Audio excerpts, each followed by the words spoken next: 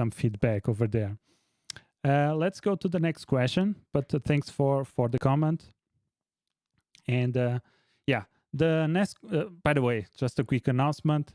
I will be streaming every single Saturday at around 6 p.m. GMT +2, which is the Berlin time.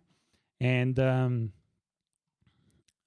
because I'm based in Stuttgart, that's the time that I'm doing this here. And you can come in, ask some questions, and put your questions in the chat, and I will be happy to give my best to give you the answer and to try to help you out here in FL Studio or any other DAW. I have also Studio One and Ableton, and I would say I'm very proficient in any DAW, so I think I can give you some really good advice. So yeah, if you have questions related to music production, just leave them in the chat, and I will try my best to answer. And then we have here a new message in the chat from Messiah. Yeah, thanks, I guess. I don't know what that does mean, but the check means always something good. So thank you for that. Let's go now to the next question, which is what are automation controllers? This is a very good question. It took me a while in FL Studio to get this, to really understand what is automation controllers. And this is it's a more advanced topic, but I will try to give my best here. So I will try to, I don't know if I will reach everything, but I will try to give my best answer in terms of this. So let's jump here to FL Studio. And just a second.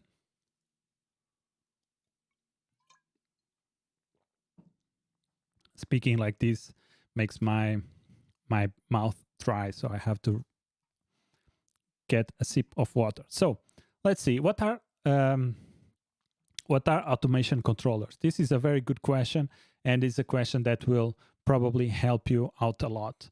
It took me a while to understand what are automation controllers, and basically I've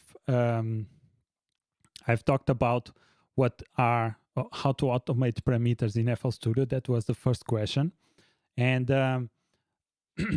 and in this question I showed you how to automate, which is basically right click and create automation clip. But we also have automation controllers which expand the functionality of automation. And I see here a new question: what causes plugins sound like they are distorted in FL Studio? Okay, let me just keep this in my notepad here, so that after I finish what automation controllers are, I will answer this question. Okay, so going back to automation controllers, let's load an automation controller so that you can see. We have here this section called controllers, and there's a bunch of controllers here. So let's just focus on this Fruity Formula controller. So right click here, and this window shows up. So you need to know a little bit of math so that you can use these controllers, at least this specific one, because this gives you a formula so that you can type, and this will do something. But we also have here some presets. So let's do a basic sine LFO. If I click here, you see that the formula just changed, and you can change the parameters here and do compile, and this will change the output of this formula. So let's say instead of 0.5, I want 0.8 here. I do compile, and it will auto change here the formula. So let's put back at 0.5.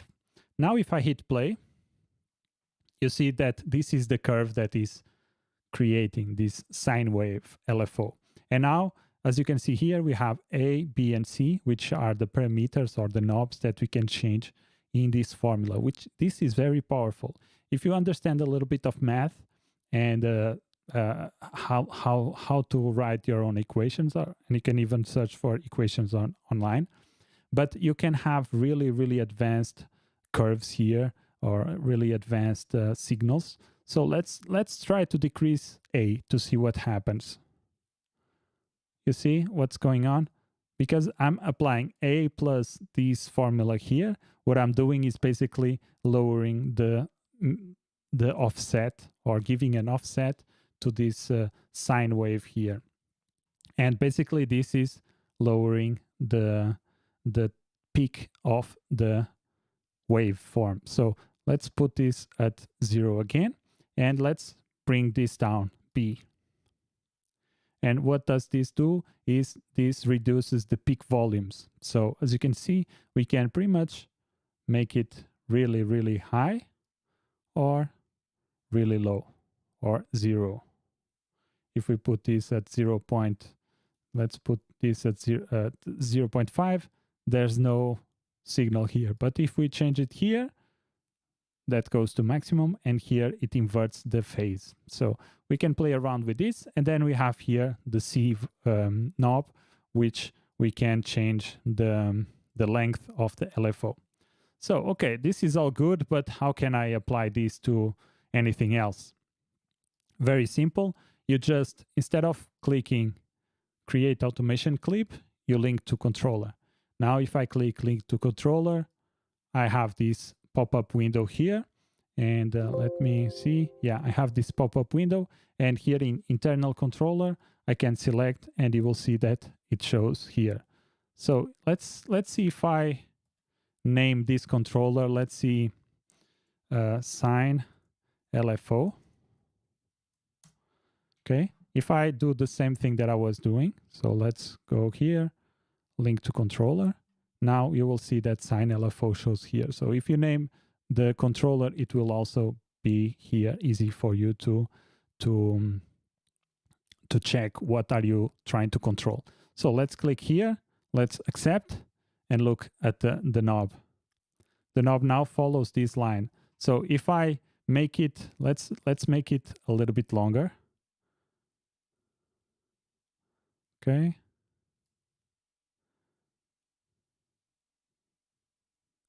So now you see that because this is just a 4-bar step, or 1 bar 4-beat step sequence, you see that at the end it cuts automatically, because this is actually tied to the song time. If I don't want the song time here, I can just do this. Oh, I can't actually, because I need the song time. Let's see, song time. Yeah, I need the song time here, but maybe I can do something like 140. Let's see if this works. No, it doesn't. The song time is always changing. Yeah. But again, you can see that by experimenting, we can do several different things here. Let's maybe decrease the length of the peaks. Let's make it faster.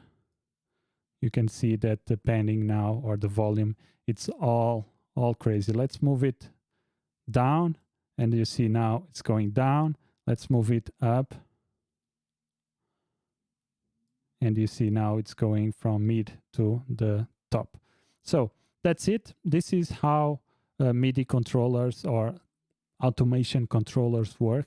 This is very powerful, because you can have really crazy, you can have randomness. So let's do some randomness, and as you can see, that will give some random control here to the volume, and this will create just a crazy random numbers.